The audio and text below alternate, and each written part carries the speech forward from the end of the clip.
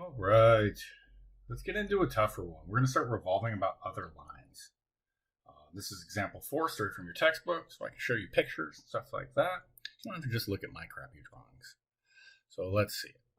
All right, example 4, it says revolving about other lines. So it says let R be the region bounded by the curve y is equal to the square root of x, and the line y equals 1, and the y-axis. So before even starting on anything, just going to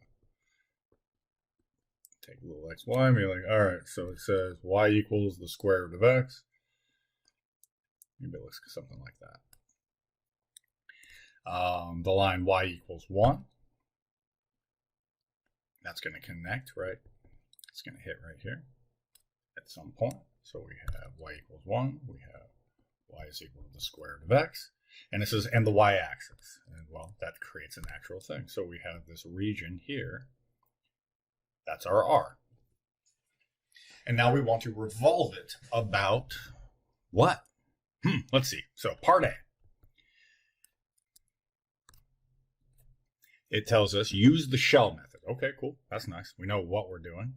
Use the shell method to find the volume of the solid generated when R is revolved about the line x equals -1/2. So x equals -1/2. Let's put it right here, or -1/2. And then there's that line. So, well, wait a second. X equals -1/2. It's a vertical line. So we're thinking that that's kind of the same thing as our y-axis. You know that your y-axis is where x is equal to 0. That's the y-axis. So it's saying use the shell method. So we have everything in terms of x's, and we're going to go about the y-axis. Oops. No, we're not. We're not going about the y-axis. We're going about x equals -1/2, but it's saying that we're going to use the same methods because we're going around that vertical line. That our shell height here, this shell height, well, that is parallel to the axis we're looking to go around. Perfect. Perfect. So what will end up happening, the resulting, so, oh shoot, oops, I made this video already before. It's going to look something like that, where our y-axis is here. There's our x-axis. There's our curve, square root of x. There's y equals 1. And then it gets revolved around x equals -1/2. And we're going to do this via shells. So let's set it up. But before we do, let's just put in our volume formula for this. So it's 2 pi times the radius, x, times f of x dx. But don't lose sight, please. That's the radius. And this is the shell height. So what gets changed? Here's our shell height right here. That doesn't have anything to do with what axis we're going to go about. It has nothing to do with it. What actually is going to be changed is the radius. So if we're coming from here, our radius is a little larger. It's whatever our x value is minus -1/2. It's that value, and this is the big piece. Our radius is now going to change. It's not just x. It's x minus 1/2. Oops, I forgot to write my A and my B. So we have our volume is equal to 2 pi times the integral. We'll talk about the bounds in a second. So we're going to call it x minus, -1/2. X plus 1/2. And then our shell height, well, what is our shell height? The shell height is the difference between 1 and the square root of x. That's our shell height. Come on, man. Come on, man. Come on, man. 1 minus the square root of x dx. Cool. Well, we have everything except we do not have our bounds. Remember that if we are going to, there's our, well, sorry, I keep writing the same thing on top of stuff over and over and over again. But our shell height right in here is all in terms of x's. So it looks like we're going from 0 to 1. Don't go from -1/2 to 1. The region R, this region right in here, this region R, is only from 0 to 1. That's our bounds of integration. So we go from 0 to 1.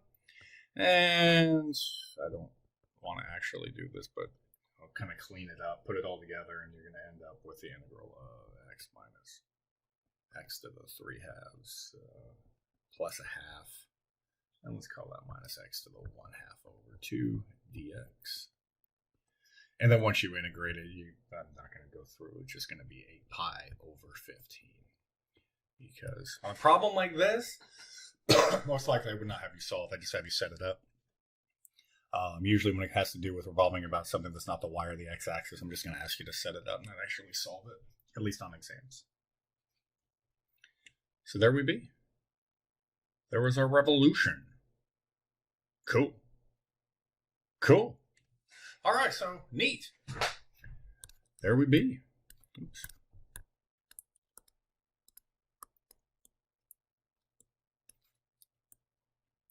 Now, let's move to our next one. I'm going to get rid of all this junk.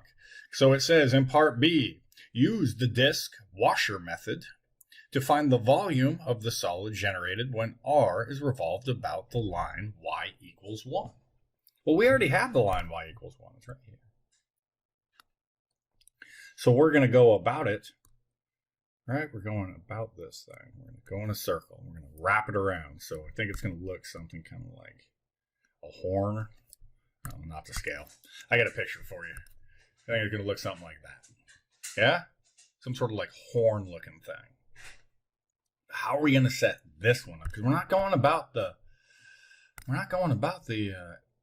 x-axis this time. We're going about y equals 1. And do not forget that the x-axis is where y is equal to 0. I know it's called the x-axis, but it's actually where y is equal to 0. So since we're going to be using our disk or washer method, it's actually just going to be a disk. It's not going to be a washer. Well, that's going to be pi times the integral from a to b of our function all squared dx. So we're going to have our little, there's our shell height, or not our shell height, but our radius right here. I actually just misspoke that. That's our slice, our disk. Oh, it is our disk radius. This is our disk radius right here. So we need to figure out what is that height, but we already found it from before. The disk radius is 1 minus the square root of x.